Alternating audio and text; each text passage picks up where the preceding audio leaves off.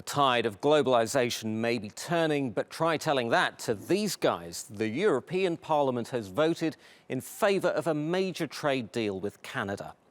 The Comprehensive Economic and Trade Agreement, or CETA for short, was first signed by Canadian and EU leaders last October. It cuts 98% of the trade tariffs between them. Among the biggest European beneficiaries could be car makers and textile companies.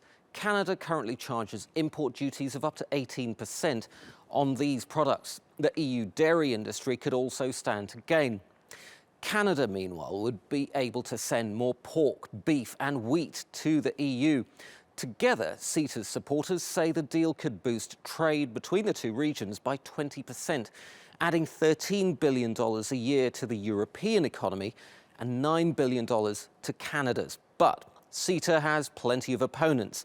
They say it allows multinational corporations to sue governments if they believe that national rules on issues like health, safety or the environment are hurting their profits. Joining me now live from Brussels is TRT World's Elena Casas. Elena, thank you ever so much for joining us.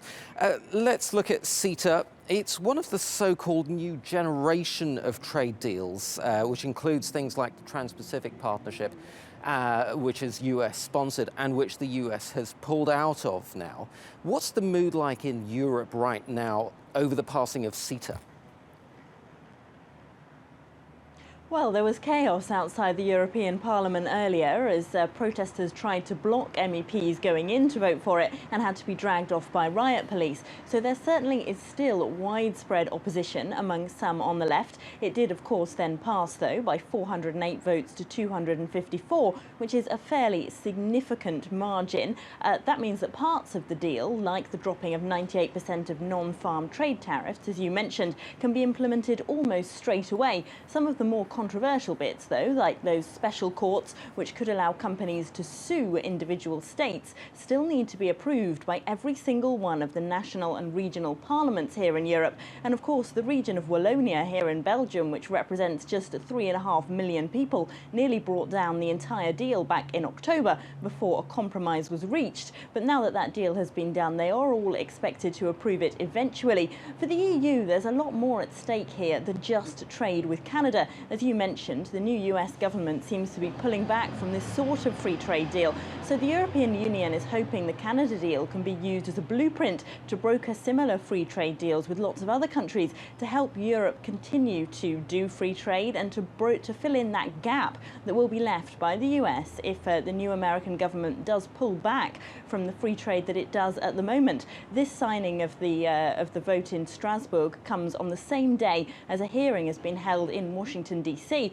in which US policymakers are considering imposing tariffs on 90 European products, which at the moment are exported to the US without. And that's really concerning the producers of some of those products, as I went to see. Exports of Belgian chocolate and sweets to the US are worth $350 million a year, but those profits risk melting away under new US plans to tax imports. Reports say the Trump administration is considering a shake-up of corporate taxes to encourage firms to produce in the US. I think the United States is going to be an even bigger player than it is right now by a lot when it comes to trade. A lot of that will have to do with our tax policy, which you'll be seeing in the not-too-distant future. Some products could face tariffs within weeks. Belgian chocolate is one of 90 European exports the Trump administration has put on a list for possible tariffs.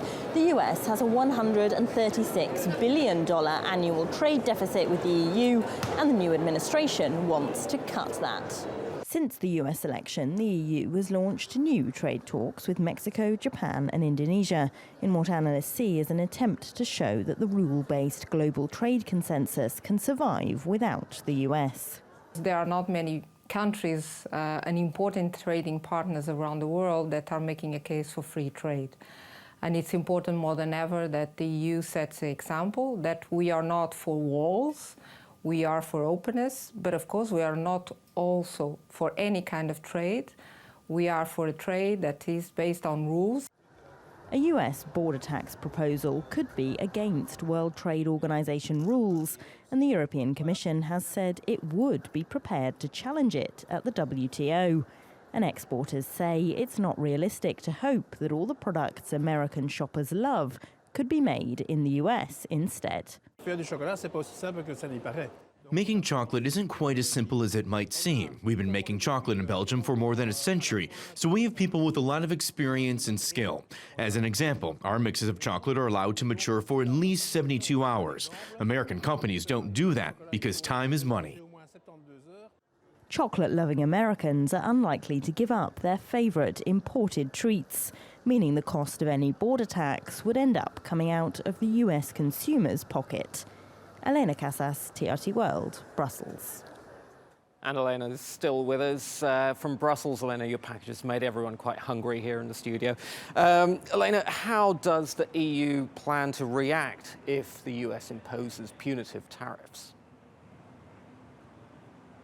Well, they're treading a very careful line. When I put this question to an EU Commission spokesperson earlier today, they simply said that they wanted to continue trading with their current partners, including the United States, and that they wanted to do that according to World Trade Organization rules. Now, that statement is perhaps less friendly towards the Trump administration than it might appear, because, as I said in that report, if the US does impose tariffs which penalize imports and exempt exports from tariffs, then that could go against World Trade Organization rules, and the EU's Trade Commissioner Jiri Katainen has said in the past that if the Trump administration tried that, then the EU would be prepared to take a case against it to the WTO. That, of course, would mean quite a dramatic ramping up of tensions over trade between the European Union and the US, but certainly the EU is keen to set an example to the world that it wants to continue to do trade freely, but within planned and organised WTO rules which exist, whether or not the Trump administration wants to go along with that,